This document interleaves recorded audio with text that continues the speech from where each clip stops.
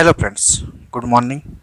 मैं अमन राज आपका अपना चैनल गीता मॉडल क्लासेस में फिर से एक बार स्वागत करता हूं। आज मैं आप लोगों के लिए क्लास 7 जो कि सब्जेक्ट साइंस है, चैप्टर नंबर 5 का क्वेश्चन आंसर का वीडियो लेकर आऊँ, जिसका नाम है मेटर एंड केमिकल फॉर्मूला। ठीक है, तो चैप्टर का नाम है मेटर एंड केमिकल फॉर्मूला का हम क्वेश्चन आंसर का वीडियो लेकर आए। तो वीडियो स्टार्ट करने से पहले आपसे रिक्वेस्ट है कि अगर आप हमारे चैनल में नए हैं तो चैनल को सब्सक्राइब कर ले और साथ में नोटिफिकेशन बेल ऑन कर ले। और हाँ, वीडियो अच्छा लगे तो एक लाइक ज़रूर करें और अपने दोस्तों में इसको ज़्यादा शेयर करें ताकि उन तक भी वीडियो पहुंच सके और वो लोग भी इस वीडियो का लाभ उठा सके। तो पिछले क्लास में जैसे कि हम लोग ट्रैक योर प्रोग्रेस जो कि इनसाइड बेस्ड क्वेश्चन है, फिर इन द ब्लैंक्स ये देख चुके थे, फिर ट्रैक योर प्रोग्रेस 2 है, फिर इन द ब्लैंक्स भी देख लिए थे। उसके बाद फिर हम लोग मैच द फॉलोइंग ये भी देख लिए थे, आंसर इन वन वर्ड ये भी देख लिया था, और असेसमेंट जोन का जो ऑब्जेक्टिव क्वेश्चन होता है, जो चूज द करेक्ट आंसर, ये सब हम लोग देख लिए थे। फिर इन द ब्लैंक्स भी देख लिए थे, उसके बाद स्टेट ट्रू फॉल्स देख लिए। तो मैच द फॉलोइंग तक हम लोग वीडियो पिछले क्लास में हम लोग देखे थे।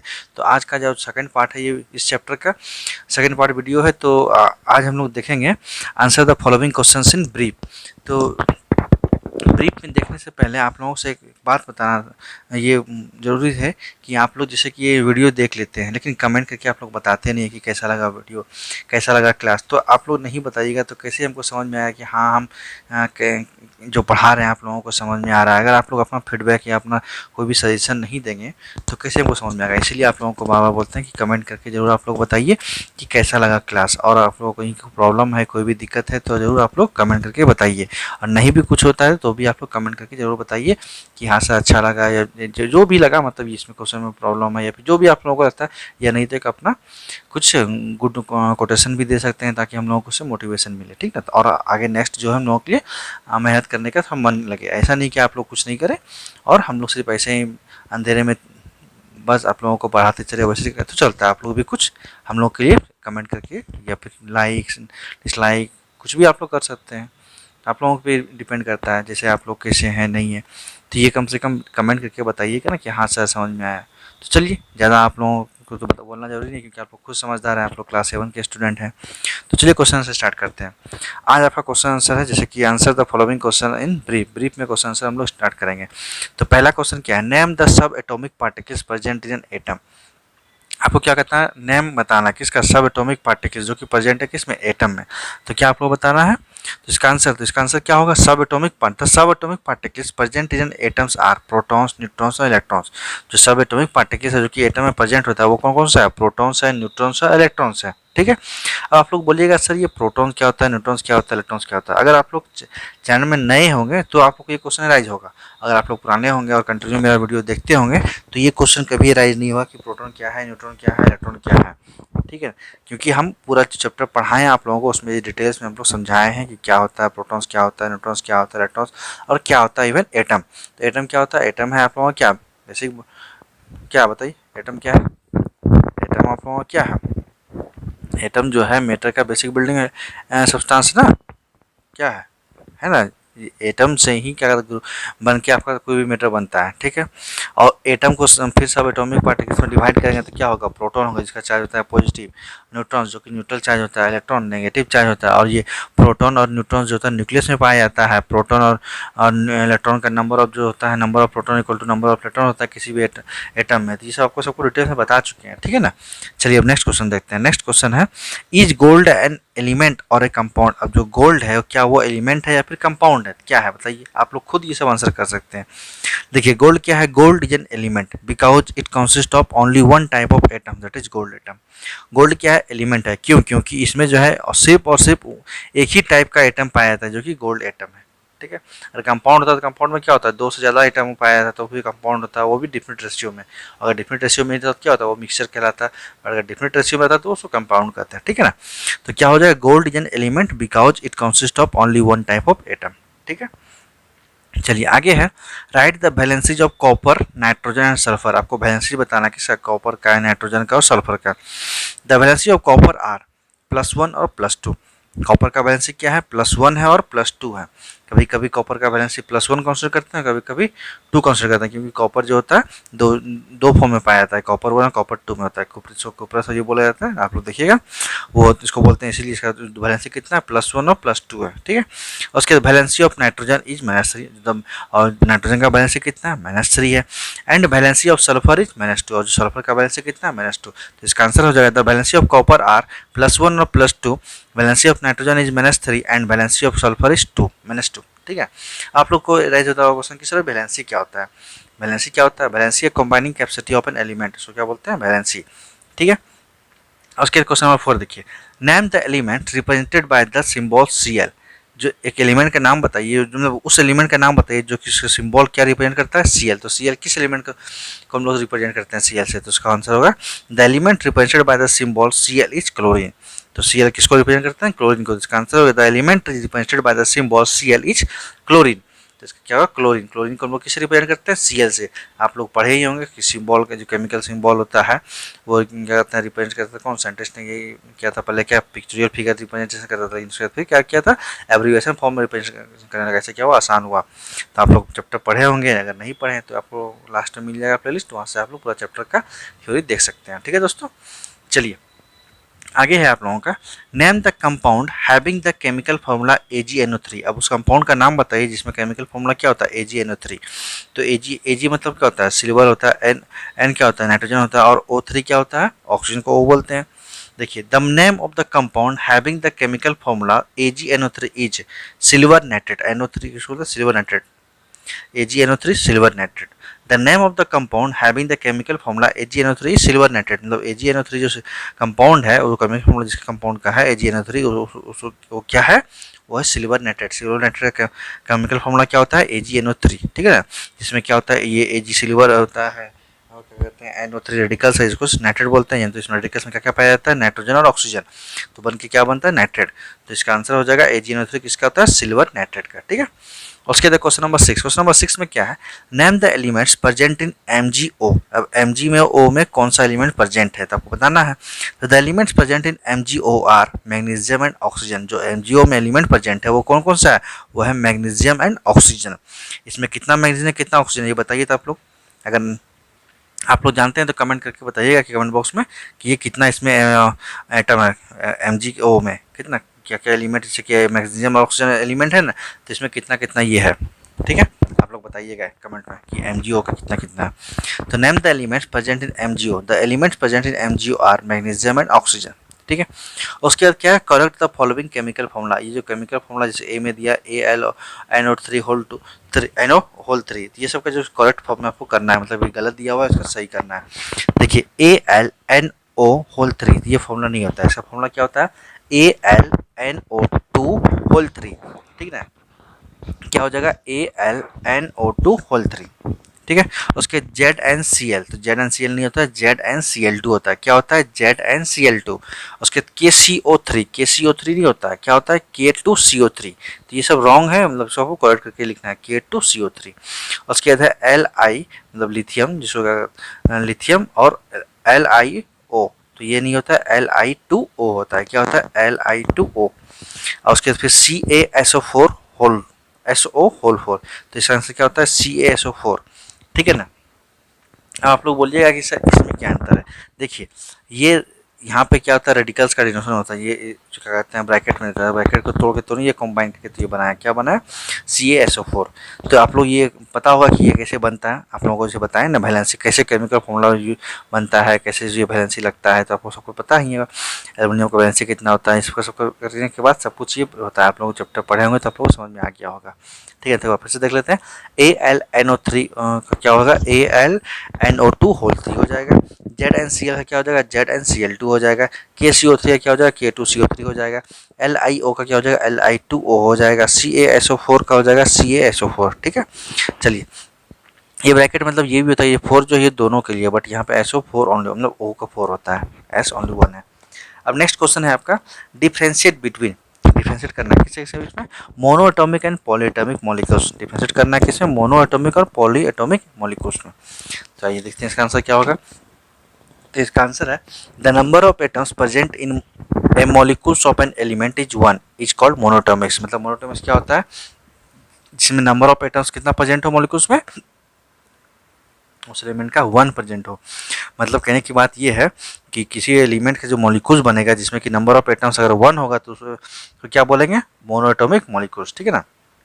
एग्जाम्पल जैसे कि हीलियम, हीलियम एग्जाम्पल है, हीलियम, नियॉन, सोडियम इटीसी, ये सब क्या है, मोनोटॉमिक का एग्जाम्पल है। तो मोनोटॉमिक किसको बोलते हैं, वैसे उस एलिमेंट का मॉलिक्यूल्स जिसमें एटम कितना हो, ओनली 1 एटम प्रेजेंट हो, तो उसको हम लोग बोलते हैं मोनोटॉमिक मॉलिक्यूल्स। एग्जाम्पल में हीलियम, नियॉन, सोडियम, ये सब है, ठीक है, ETC. Whereas the number of whereas the number of atoms present in a molecule of an element is more than 2 is called polyatomic molecules। अब देखिए, जबकि अगर किसी एलिमेंट का मॉलिक्यूल जो बनता है उसमें 2 से ज़्यादा अगर एटम्स प्रेजेंट हो तो उसको क्या बोलेंगे, पॉलीएटॉमिक, ठीक है। अगर 2 होगा तो डायएटॉमिक बोलते हैं, लेकिन 1 होता है तो मोनोटॉमिक, 2 होता है डायएटॉमिक, और 3 2 से ज़्यादा होता है उसको बोलते हैं पॉलीएटॉमिक। एग्जाम्पल में देखिए, ओजोन, सल्फर, बोरॉन इटीसी, ये सब क्या है, एग्जांपल है किसका, पॉलीएटॉमिक का। देखिए इसका आंसर देख लीजिए, डिफरेंशिएट करना है मोनोटॉमिक और polyatomic. The number of atoms present in a molecules of an element is 1 is called monoatomic molecules. Example helium, neon, sodium etc..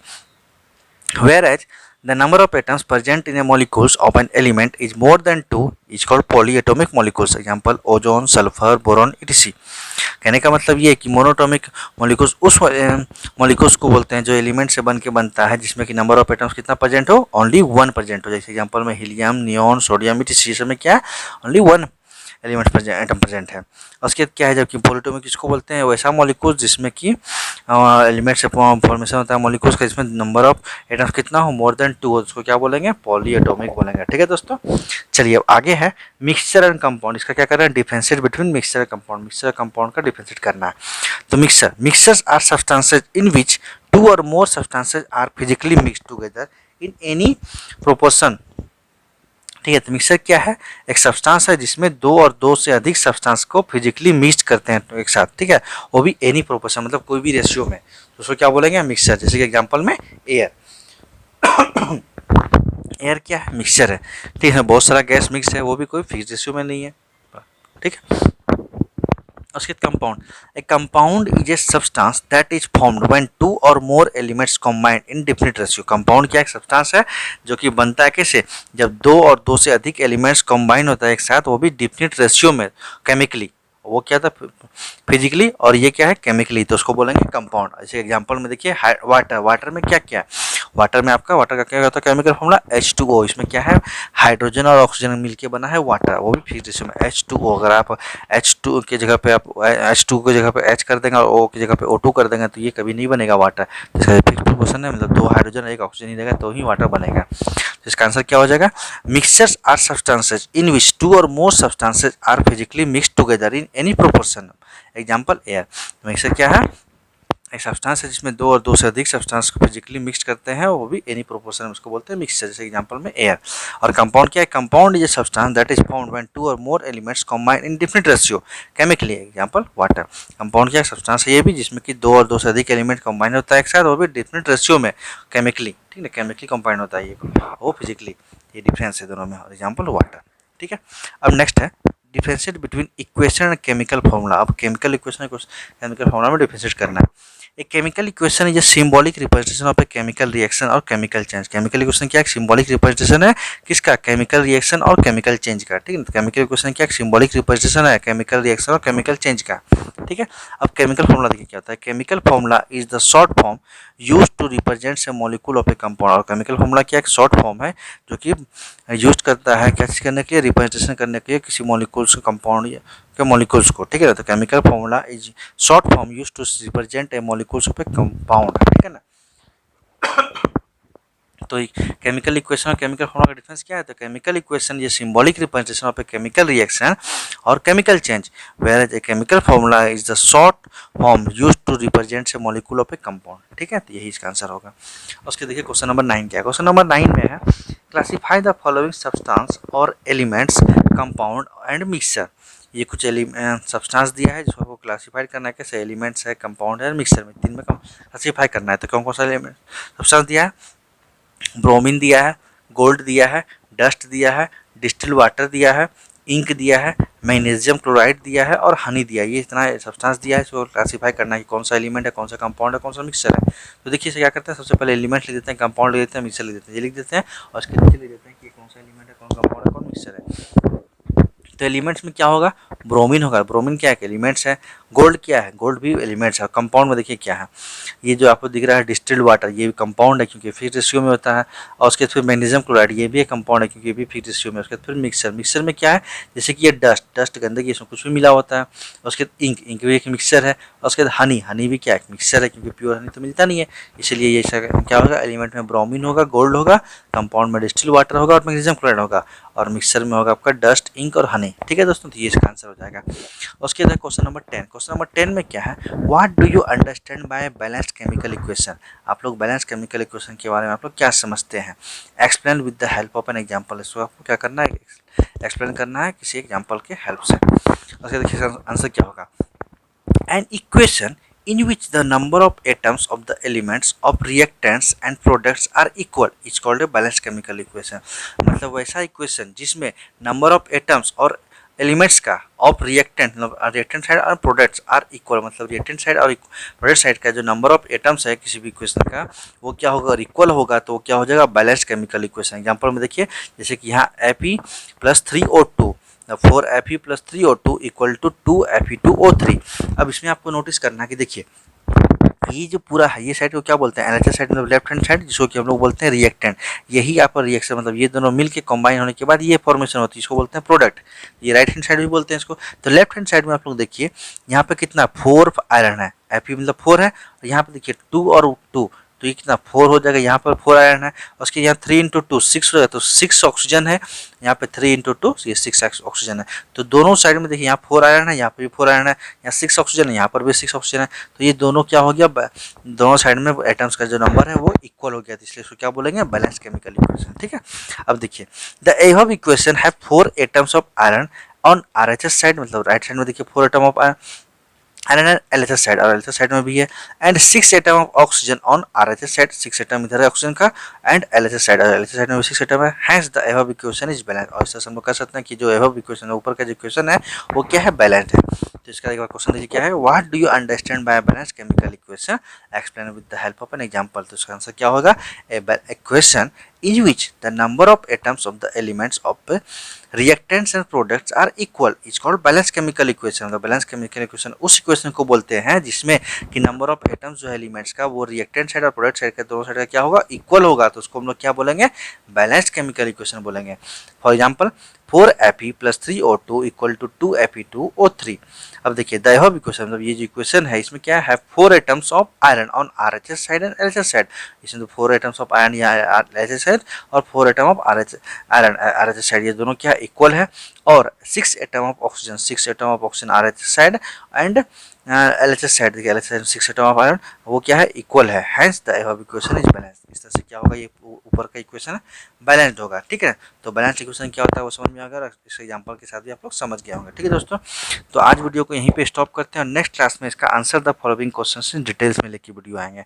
तो वीडियो स्टॉप करने से पहले आपसे रिक्वेस्ट है, अगर आप हमारे चैनल में नए हैं तो चैनल को सब्सक्राइब कर लो और साथ में नोटिफिकेशन बिल ऑन कर लो, और ऑल का सेक्शन पे सेलेक्ट कर ले। इससे क्या होगा, हम जो भी वीडियो बनाएंगे उसका नोटिफिकेशन सबसे पहले आप तक पहुंचेगा और कोई भी वीडियो आपका मिस नहीं होगा। ठीक है दोस्तों, और हाँ, वीडियो अच्छा लगे तो एक लाइक जरूर करें, अपने दोस्तों में शेयर करें, और कमेंट करके जरूर बताएं कि कैसा लगा वीडियो, या फिर कोई भी परेशानी, कोई भी दिक्कत है तो जरूर को कमेंट करके बताएं। ठीक है, तो फिर मिलते हैं, थैंक यू। तब तक आप लोग भी अच्छे से पढ़ाई करें, और कहीं कोई दिक्कत है तो जरूर आप लोग पूछिएगा हमसे। ठीक है, चलिए।